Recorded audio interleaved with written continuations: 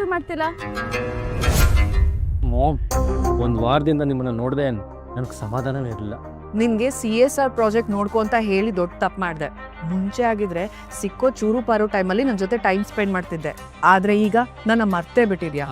Ma'am, ನಿನ್ನ ಮಾಮೇನೆ. ನೋಡ್ ಗೌರವ್, ಇದನ್ನೆಲ್ಲ ನಾನು ಸಹಿಸ್ಕೋತೀನಿ, ಆದರೆ ದೀಪು ಖಂಡಿತ ಸಹಿಸ್ಕೊಳ್ಳಲ್ಲ. ದೀಪುನಾ? ಅವಳೇ ನನ್ನ ಸಹಿಸ್ಕೋಬೇಕು? ಯಾಕೆಂದ್ರೆ ಅವಳೇ ತಾನೇ ನಿನ್ನ ಹೆಂಡತಿ ಆಗೋಳು. ಗೌರವ್, ಸುಮ್ಮನೆ ಹೀಗೆ ನೋಡ್ತಾ ನಿಂತ್ಕೋಬೇಡ. ಆ ಸೂರ್ಯನ ಹತ್ರ ನೀನು ಡ್ರೆಸ್ ಕೊಟ್ಟಿದ್ದೀನಿ, ಬೇಗ ಹೋಗಿ ರೆಡಿ ಆಗ್ಬಾ. ಇವತ್ತು ತುಂಬ ಒಳ್ಳೆ ದಿನ ಅಂತೆ. ಇವತ್ತೇ ರಿಂಗ್ ಸೆರೆಮನಿ ಮಾಡಿ ಮುಗಿಸ್ಬಿಡೋಣ. ನೋಡು, ಎಲ್ಲರೂ ನಿಮಗೋಸ್ಕರನೇ ಕಾಯ್ತಾ ಇದ್ದಾರೆ. Are you serious? ದೀಪ ಮತ್ತು ನನ್ನ ಎಂಗೇಜ್ಮೆಂಟ್ ಫಿಕ್ಸ್ ಮಾಡಿದ್ದೀರಾ? ಆ್ಯಂಡ್ ಆ ವಿಷಯನ ನೀವು ನನಗೆ ಈಗ ಹೇಳ್ತಿದ್ದೀರಾ? No, I just can't accept.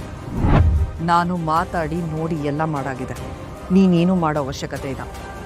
ಬಂದು ರಿಂಗ್ ಸೆರೆಮನಿ ಮಾಡಿದ್ರೆ ಅಷ್ಟೇ ಸಾಕು.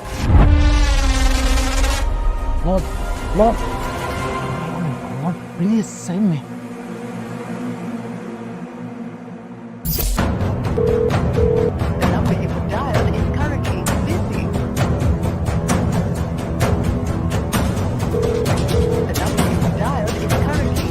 ನೀನು ಎಷ್ಟೇ ಫೋನ್ ಟ್ರೈ ಮಾಡಿದ್ರು ಅವ್ನು ರಿಸೀವ್ ಮಾಡೋಲ್ಲ.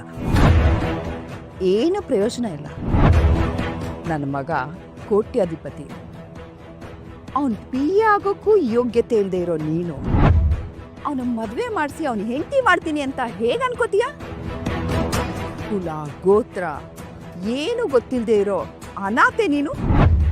ನಿನ್ನ ಲೆವೆಲ್ಗೆ ಯಾವನ್ನಾದ್ರೂ ಗತಿ ಇಲ್ಲದೆ ಇರೋ ನಮ್ಮ ಮದುವೆ ಆಗೋಗ್ಬಿಟ್ಟು ನನ್ನ ಮಗನೇ ಬೇಕಾಗಿತ್ತ ಬಲೆಗೆ ಹಾಕೊಳಕ್ಕೆ?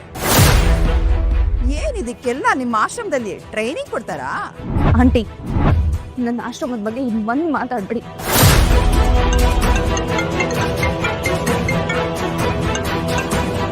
ಹಲೋ ತರುಣ್. ಹಲೋ ತರುಣ್, ಕೇಳಿಸ್ತಾ ಇದೆಯಾ? ಹಲೋ ತರುಣ್, ಕೇಳಿಸ್ತಾ ಇದೆಯಾ?